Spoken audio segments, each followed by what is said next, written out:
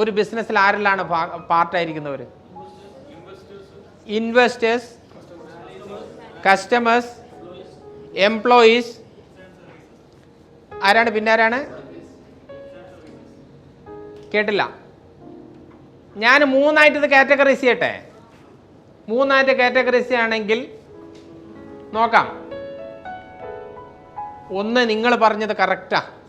Customers, നിർബന്ധമായിട്ടൊരു ബിസിനസ്സിൽ customer വേണം. ഒരു ബിസിനസ്സിൽ കസ്റ്റമർ ഇല്ലെങ്കിൽ ബിസിനസ് ആണോ? അല്ല. രണ്ട്, ബിസിനസ് ഇതാ മൂന്നാമത്തെ ആദ്യം പറയാം. Business owner. നിങ്ങൾ കമ്പനി തുടങ്ങില്ലേ, 4 ആൾ കൂടിയിട്ട് ഒരു കമ്പനി തുടങ്ങിയില്ലേ, അതിലൊരാൾ ബിസിനസ് ഓണർ അല്ലേ? ആണോ അല്ലയോ? അദ്ദേഹമല്ലേ ഇതിൻ്റെ പിന്നിലുള്ള ചാലകശക്തി? അദ്ദേഹത്തിനൊരു ലക്ഷ്യമില്ലേ?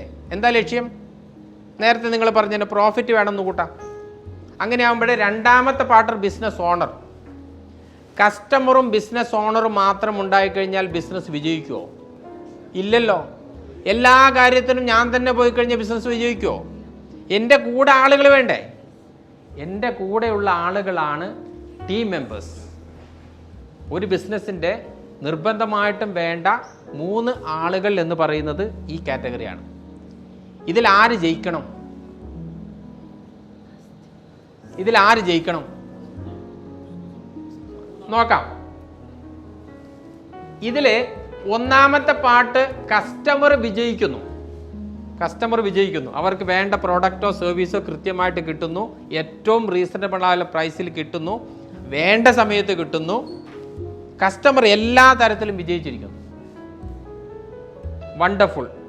എന്നാൽ ബിസിനസ് ഓണർക്ക് നഷ്ടമുണ്ട്.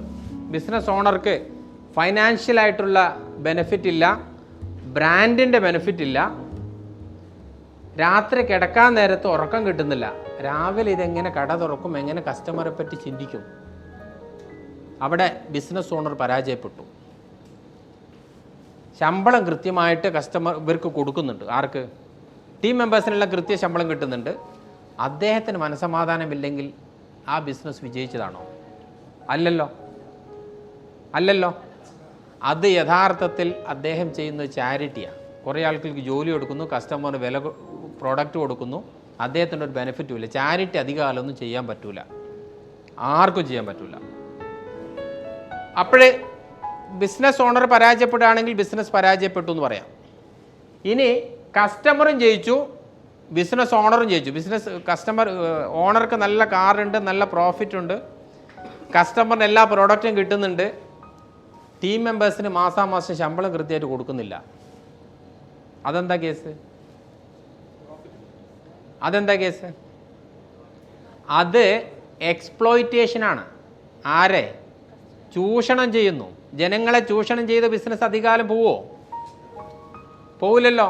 ശമ്പളം കൃത്യമായിട്ട് കൊടുത്തിട്ടില്ലെങ്കിൽ പിറ്റേന്ന് പത്രത്തിൽ പേര് വരൂലേ, ശമ്പളം തടഞ്ഞു വെച്ചിരിക്കുന്നു. ഇപ്പോഴും കേരളത്തിലും ചിന്തിക്കാനേ പറ്റില്ല അത്. അപ്പോഴതും പറ്റില്ല. ഇനി ഇവർ രണ്ടുപേരും വിജയിക്കുന്നു. ബിസിനസ് ഓണറും ജയിക്കുന്നു, ടീം മെമ്പേഴ്സും ജയിക്കുന്നു. ശമ്പളം നല്ല ഹെവി സാലറി കൊടുക്കുന്നു ആളുകൾക്ക്, ജോലിക്കാർക്ക്. ബിസിനസ് ഓണർക്ക് പ്രോഫിറ്റും ഉണ്ട്, ആവശ്യത്തിന് എല്ലാ ആഡംബരങ്ങളും ഉണ്ട്. കസ്റ്റമർ പറ്റിക്കപ്പെടുന്നു. അവർക്ക് വേണ്ടത് അല്ല കിട്ടുന്നത്, പ്രൈസ് കൂടുന്നു. എത്ര ഉദാഹരണങ്ങളുണ്ട്? ഒരു ഉദാഹരണം നിങ്ങൾ പറഞ്ഞേ. ചൂഷണം ചെയ്യുന്നത് പറഞ്ഞു. രണ്ടാമത്തത് ചീറ്റിംഗ് ബിസിനസ്. എത്ര എണ്ണം ഉണ്ട്?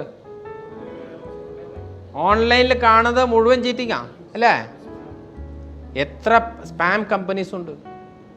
അപ്പോൾ അതും സക്സസ് അല്ല. അപ്പോഴെന്താ വേണ്ടത്? നിങ്ങളിൽ ആരോ പറഞ്ഞതിലേക്ക് തന്നെ എത്തുന്നു. ഒരു ബിസിനസ് അത് സക്സസ്ഫുൾ ആവണമെങ്കിൽ ഈ 3 പേരും വിജയിക്കണം. അതാണ് ബിസിനസ് എന്ന് പറയുന്നത്. Successful business. Win win win.